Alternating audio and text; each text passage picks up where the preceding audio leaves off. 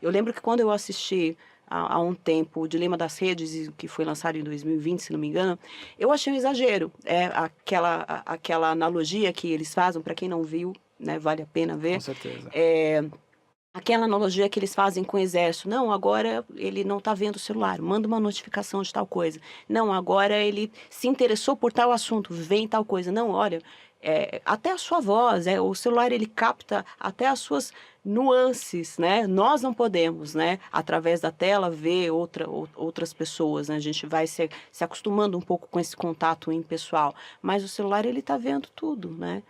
Como que você explica isso, o perigo dos dados? Exato. Ó, ótimos pontos, Júlio, Valesca, que a gente está trazendo aqui, porque vale lembrar que o bem mais precioso que a gente tem com relação às plataformas digitais são os nossos dados. E lá está toda a nossa subjetividade. Os dados não são dados objetivos, de uma foto, seu endereço. Não, lá estão as suas emoções, As suas as suas preferências, preferências, as suas inclinações, as suas angústias, seus Isso. tudo medos. você vai se revelando para o algoritmo e acaba que ele vai te conhecendo melhor do que você mesmo, porque você não para refletir e não passa. Você tem isso no livro também, olha, tô aqui, spoiler esse livro.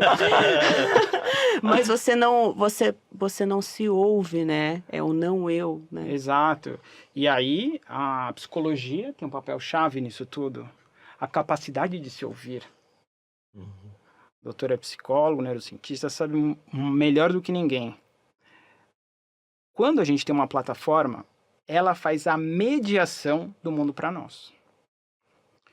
Quando a gente está na frente de um psicólogo, ele faz a mediação do nosso mundo para nós mesmos. Isso. Sim.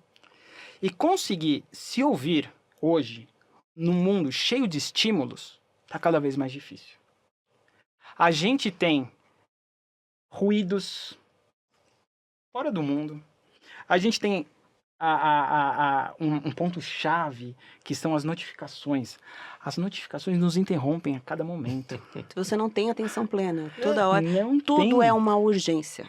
Tudo é uma urgência. E vale lembrar, tem uma imagem que eu gosto muito.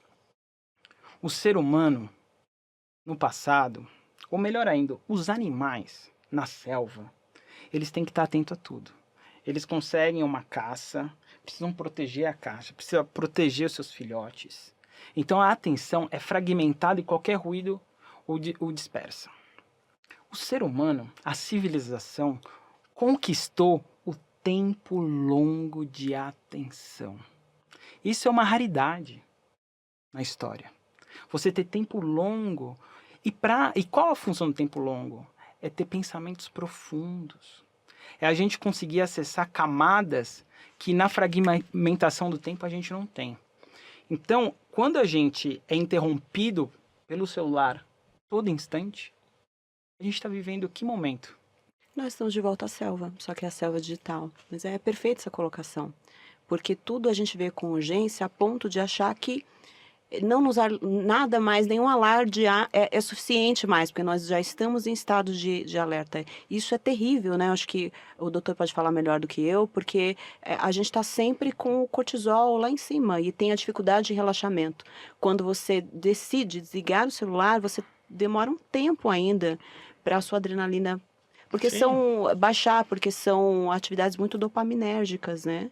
E quando o estresse é crônico, o cortisol vai lá para cima, e precisa lembrar do maior prejuízo, entre muitos, né? Mas assim, o destacado e que poucas pessoas falam, infelizmente, é que o cortisol é neurotóxico ao hipocampo. Em outras palavras, o hipocampo diminui. O hipocampo é uma região muitíssimo importante para o nosso aprendizado, para a nossa memória.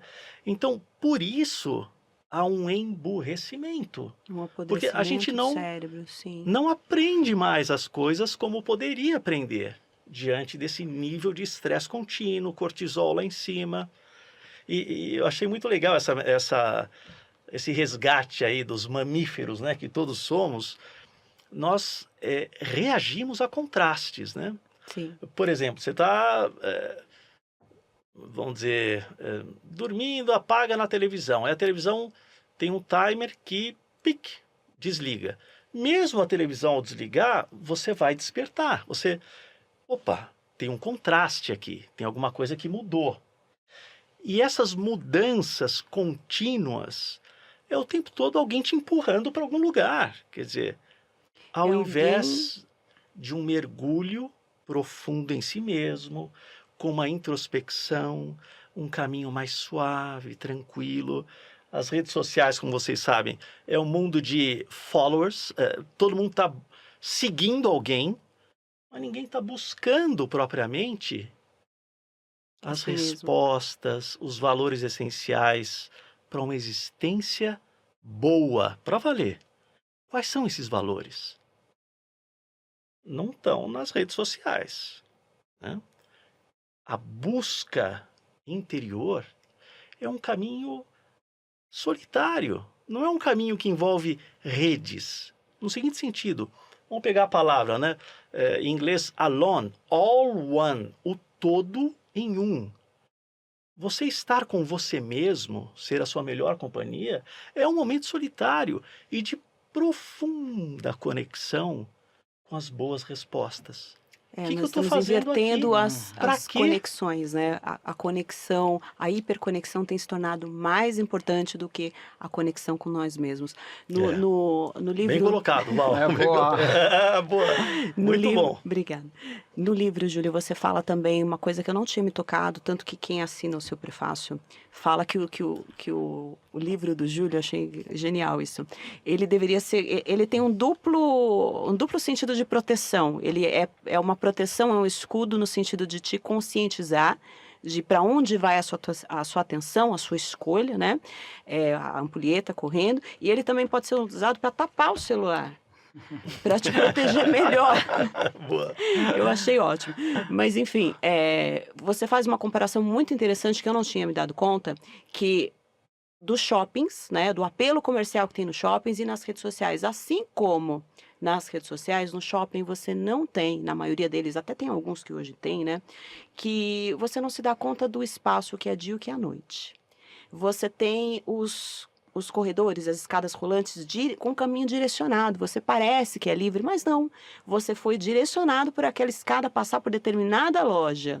Você é sempre impulsionado por vitrines chamativas. A mesma coisa, só que mais perigoso nas redes sociais, porque é um mercado livre full time, que você também perde a noção do dia, do noite, prejudica o seu sono e ele tá à distância de um dedo, né? Exato. Eu acho que é interessante a gente lembrar que as redes sociais, elas não são um espaço público. É um espaço privado. Tem interesses por trás. Claro. Assim como um shopping center. Eu não tenho nada contra um shopping center, nada contra uma rede social. Mas existem interesses.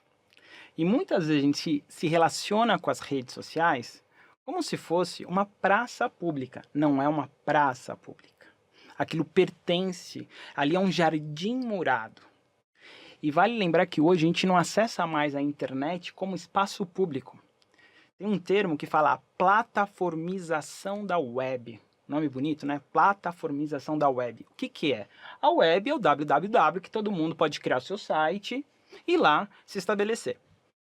No entanto, existem hoje algumas empresas que comandam essa relação com a internet. A gente não acessa a internet, a gente acessa o Google. A gente não acessa a internet, a gente acessa a Meta. A gente não acessa a internet, a gente acessa a Amazon, a gente acessa a Microsoft. Ou seja, a gente está acessando empresas e elas estão prestando um serviço, né? Mas são empresas. A internet ela é muito maior que são essas plataformas e essa plataformização da web. Então a gente tem que ter sempre clareza de que eu estou entrando numa plataforma e ela tem seus interesses. Não é um espaço público e lá elas estabelecem as regras. Elas estabelecem a arquitetura algorítmica. Elas estabelecem a nossa relação. Elas que guiam. Então se elas querem que a atenção seja cada vez mais capturada, inclusive entre usuários, elas vão criar regra. E nós vamos ter que ceder. É como se eu estivesse dando a chave para o meu algoz: olha, pode entrar na minha casa, nos meus pensamentos, nas minhas vontades, e direciona.